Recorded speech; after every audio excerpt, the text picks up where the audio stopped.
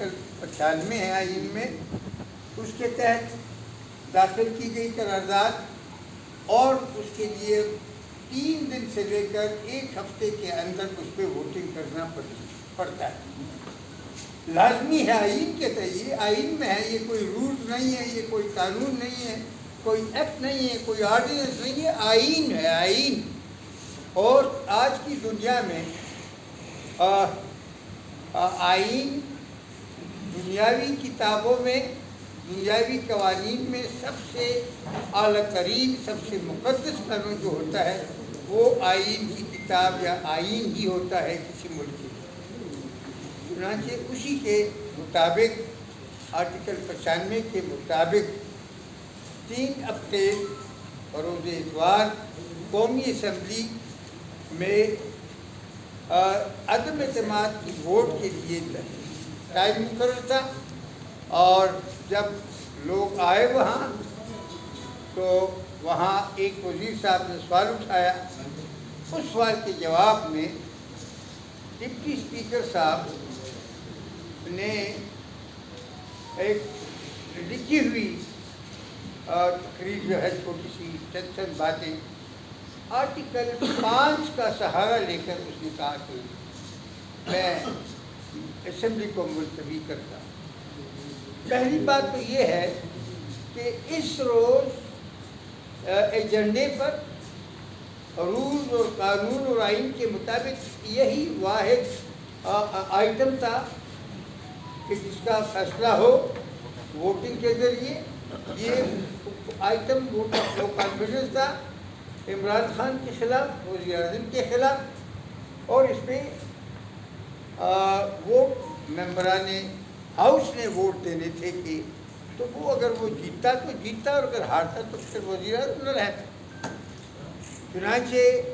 وزیر اعظم اس نے کہا کہ اس طرح ہے، وہ ہے جو بھی ہے، تو ڈپٹی اسپیکر نے اپنے حلف کا اور قوانین کا اور آئین کا پرواہ نہ کرتے ہوئے انتہائی ڈٹائی کے ساتھ اس نے کہا میں اس ہاؤس کو ایڈجرن کرتا ہوں۔ یہ کتھن غلط تھا، غیر آئینی تھا، غیر قانونی تھا، بد اخلاقی تھی پالیٹکس کی زبان میں، پالیٹکس کے حوالے سے۔ اور اس کا یہ کہنا، اور ساتھ ہی پرائم منسٹر صاحب کا یہ کہنا کہ میں نے خط لکھ دیا وزیر اعظم جناب صدر کو، اور وہ اسمبلی ڈیزالو کر، اور جناب صدر فوری طور پر اسمبلی ڈیزالو کرنے کا نوٹیفیکیشن جاری کرتا ہے۔ یہ ساری چیزیں پہلے سے تیار کی گئی تھیں۔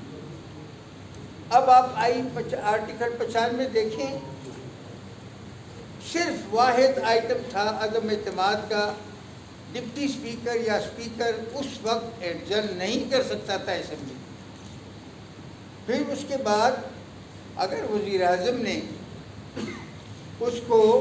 صدر کو خط لکھنا تھا تو یہ تب ممکن تھا جب یہ عدم اعتماد کی تحریک جو ہے اس پہ ووٹ کی جاتی، اس کا فیصلہ ہو جاتا۔ اگر وزیر اعظم رہتا اور اس کے خلاف عدم اعتماد کی تحریک پاس نہ ہوتی تو وہ یقیناً یہ خط لکھ سکتا تھا، لیکن جب تک یہ اس کا فیصلہ نہ ہو یہ خط نہیں لکھ سکتا تھا۔ چنانچہ اس نے غیر قانونی طور پر آرٹیکل 58(1) اور اس کے ساتھ جو وضاحت ہے اس میں کھل کے لکھا ہوا ہے، میرے پاس آئین کی کتاب ہے، کہ وزیر اعظم ایسا نہیں کر سکتا۔ اس نے بھی غیر قانونی اور غیر آئینی کیا۔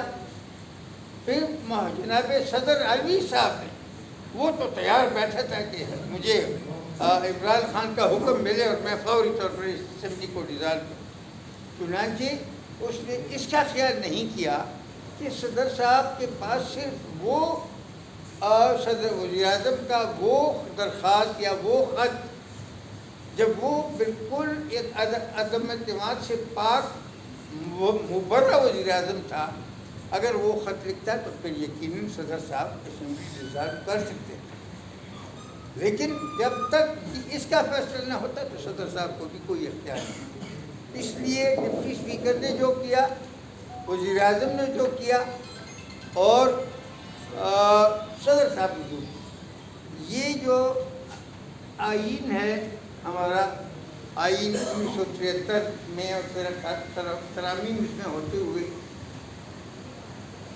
اس کی مکمل طور پر اس کو سبورٹ کیا گیا، اس کی مخالفت کی گئی، اور یہ ہمیں اس سے غرض نہیں کہ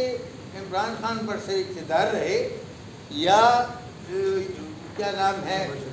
نواز شریف برسر اقتدار یا کوئی توفیق پارلیمنٹ کی نہیں ہوگی۔ پارلیمنٹ کے لوگ بلائے گئے 195 اس تحریک کے حق میں، اسی طرح سرکاری ممبران بھی تھے، ان لوگوں کا کیا حیثیت تھی، پارلیمنٹ کا کیا حیثیت رہ گئی۔ اس لیے ہم جو کچھ کہہ رہے ہیں ہمیں تشویش ہے کہ سپریم ہائی یہ تھے، اور اس میں اب سپریم کورٹ کے ہمارے صدر نے ایک درخواست دائر کی کہ جب دونوں فریقین نے کہا کہ ہم جی چوک پہ یہ کریں گے وہ کریں گے، اور جھگڑے کا احتمال پیدا سے لڑنے سے روکنے کے لیے اور پرامن طریقے سے آئین اور قانون کے راستے پر چل کر مسائل حل کرنے کے لیے ایک حکم جو ہے صادر کیا جائے۔ چنانچہ آپ دیکھتے ہیں کہ وہی بات ہمارے محترم چیف جسٹس نے بھی کی، اور پھر وہ تمام فریقین اس پہ راضی ہوئے، لیکن عملاً جو کچھ ہوا آئین کی بالادستی، پارلیمنٹ کی بالادستی، اس کو روندا گیا، اور یہ بہت افسوس کی بات ہے۔ ہمیں کاش عمران خان جیت جاتے اور اکثریت وہ ان کے حق میں ووٹ ڈالتی، لیکن ایسا نہ کیا۔ کاش مولانا صاحب یا کوئی نواز شریف یا شہباز شریف یا کوئی اور، لیکن ایسا نہ ہو۔ بلاول بالکل ہمارے لیے سب محترم ہیں، اس ملک کے لیڈران کرام ہیں، لیکن یہ ان کا فریضہ ہے سب سے زیادہ کہ اس آئین کا احترام کریں، اس پارلیمنٹ کو بالادستی دلا دے اگر نہیں ہے، اور اگر ہے تو اس کو مضبوط کریں، اس ملک میں جمہوریت کو قائم کریں۔ یہ جو 40 سال جرنیلوں نے اس ملک کو برباد تباہ کیا، اس بربادی سے ملک کو نکال دیں۔ اب بھی ہے لوگ ان کا عمل دخل ہے، لیکن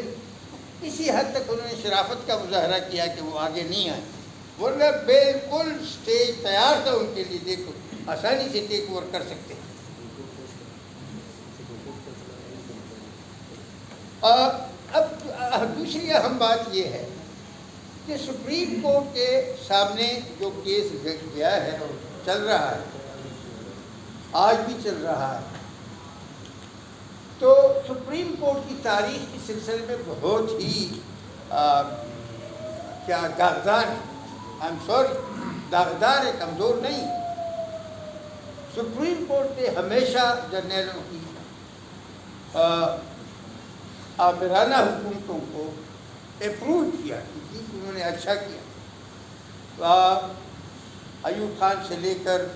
پھر آپ آگے آئے جناب ضیاء الحق، اور اس کے بعد مشرف، اور اس کے بعد جو ہیں وہ یحییٰ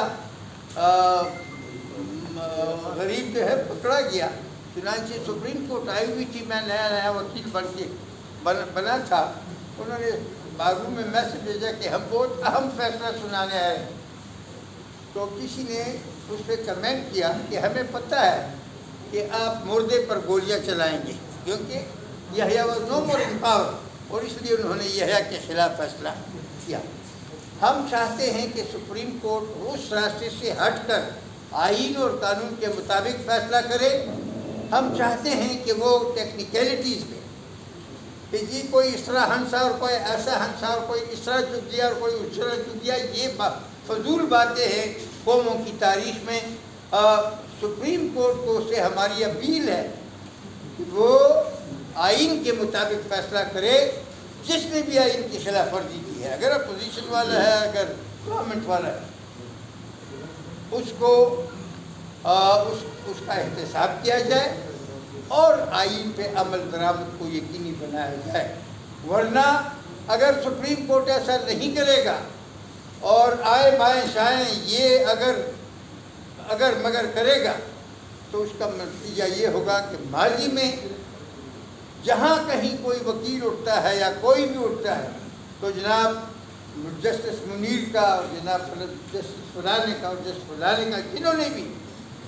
ڈکٹیٹرز کی حمایت کی ہے،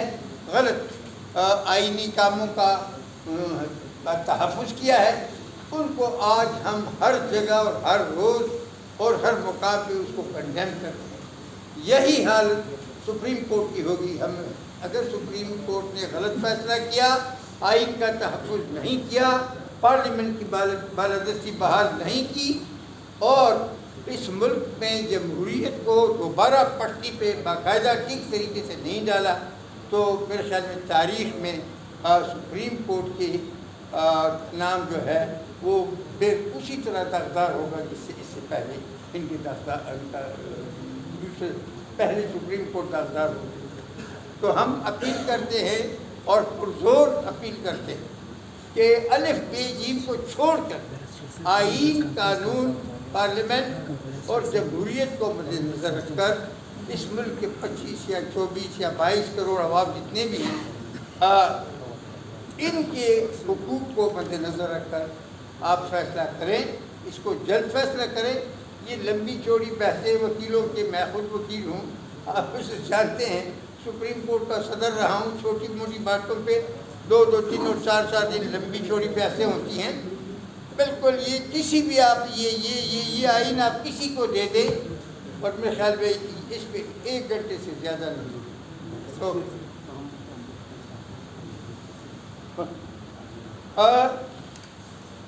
آج ہم یہاں جو بیٹھے ہیں اس میں اے پی کے ساتھی بھی بیٹھے ہوئے ہیں، ملگری وکیلان،